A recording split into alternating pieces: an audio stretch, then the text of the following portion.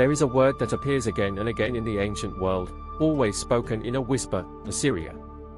For 3 centuries, no kingdom was safe from it. Kings boasted of their cruelty in stone, of cities burned, of captives impaled on stakes, of pyramids built from severed heads. And they were not exaggerating. The Assyrians did not merely conquer.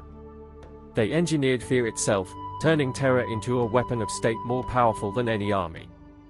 Yet this same civilization, so feared and so hated, built libraries that preserved the oldest stories of humanity, carved palaces that stunned the world, and invented the very machinery of empire that every later superpower would copy.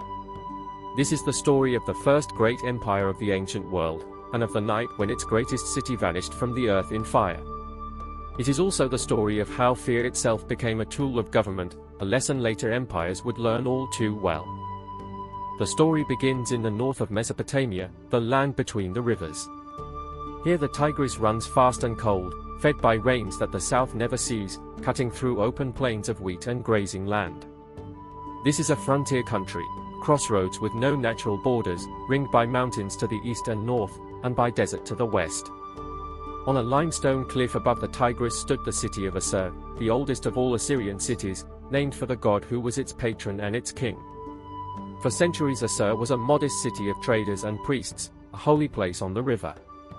No one in the ancient world imagined that from this rocky outcrop would rise the most terrifying military machine the earth had ever known. Long before they were warriors, the Assyrians were merchants. In the early 2nd millennium BC, traders from Assur drove donkey caravans across the mountains into central Anatolia, where they established merchant colonies, the most famous at Karnesh, in modern Turkey. They wrote everything down on clay tablets, ledgers of tin and textiles and silver, careful records of loans and disputes. Thousands of these tablets survive, and they paint a picture of a shrewd, practical, ambitious people. They also reveal something else, a deep devotion to the god Ashur, who was not merely worshipped but carried into battle as the true ruler of the state. The king was his servant, the city his home, and conquest itself an act of worship. It was a theology of empire, and it was waiting for the right moment to explode. That moment came in the 9th century BC, when Assyria emerged from centuries of turbulence as the dominant power of the Near East. The first great conqueror was Ashurnasirpal II, whose campaigns were recorded with chilling pride. He burned cities, flayed rebel leaders alive, and stacked the heads of the defeated in heaps before their own gates. He built himself a new capital at Kalhu, the city the Bible calls Kala and we call Nimrud, filling it with palaces and gardens and a vast inscription boasting of his victories. His son Shalmaneser III pushed even further, marching to the Mediterranean and demanding tribute from the kings of Syria and Israel. The black obelisk he erected still survives, and on it a kneeling king pays homage, Jah of Israel, the only image of an Israelite king ever found in ancient art. But the true revolution came in the 8th century, under Tiglath-Pileser III. He recreated the Assyrian army as a professional standing force, paid and equipped by the state, ready to campaign in any season. He gave it iron weapons, then still rare and precious, and organized it into specialized units, heavy infantry, archers, slingers, cavalry, and engineers. And he perfected the art of the siege. Battering rams, siege towers, sappers and ramps, no wall in the ancient world could hold against the Assyrian war machine. When a city fell, its people were often deported to distant corners of the empire, thousands at a time, deliberately scattered so they could never rebel again. Over 2 centuries, the Assyrians may have relocated as many as 4.5 million people. Terror, in their hands, was not cruelty for its own sake. It was policy. The Assyrian kings built to match their ambitions. Sargon II raised a brand new capital at Dushurukin, the fortress of Sargon, its walls guarded by colossal winged bulls with human heads, the Lamassu, carved from single blocks of stone. When Sennacherib came to the throne, he chose an even grander stage, Nineveh, the greatest city of its age. He ringed it with walls nearly 12 kilometers long, cut canals through the mountains, and built an aqueduct at Jerwan that carried water to his gardens, an engineering wonder that still stands today.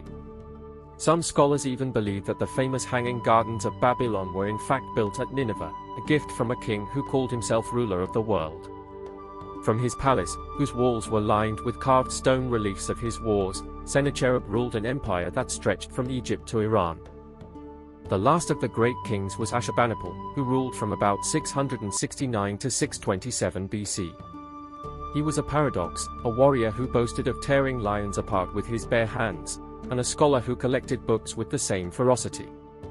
His reliefs show him hunting lions from a chariot, killing them in ceremonial hunts, while his scribes kept a running tally of every beast slain. But his greatest legacy is the Library of Nineveh, the first great library of the ancient world. He sent agents across Mesopotamia to copy every tablet they could find, gathering over 30,000 documents, astronomy, medicine, magic, history, and the great poems of his ancestors. It is because of Ashurbanipal that the Epic of Gilgamesh survives, including its story of a great flood. If not for him, the oldest literature of humanity would be lost forever. At its height, the Assyrian Empire was the largest the world had ever seen, stretching from the Nile to the Persian Gulf.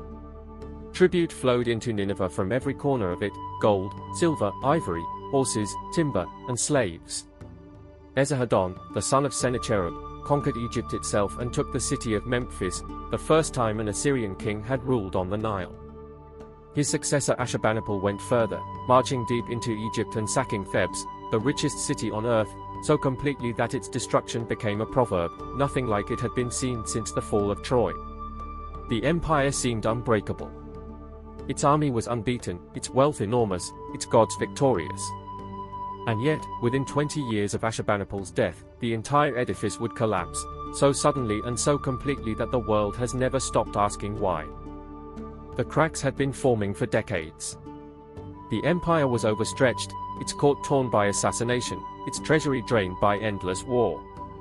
Above all, Babylon, the ancient city of the south, never accepted Assyrian rule and rose again and again in revolt. When Ashurbanipal died, the empire began to crumble from within. In 612 BC, a coalition of Babylonians and Medes marched on Nineveh itself, the city that had once seemed invincible. After a siege of 3 months, the city fell. The conquerors burned it to the ground, razed its palaces, smashed its statues, and slaughtered its people. The destruction was so total that the city was buried and forgotten for over 2,000 years. The prophet Nahum had written the city's epitaph before it even fell: "Nineveh is laid waste, who will mourn for her?" No one did. The empire of fear vanished into the earth. But Assyria refused to stay buried.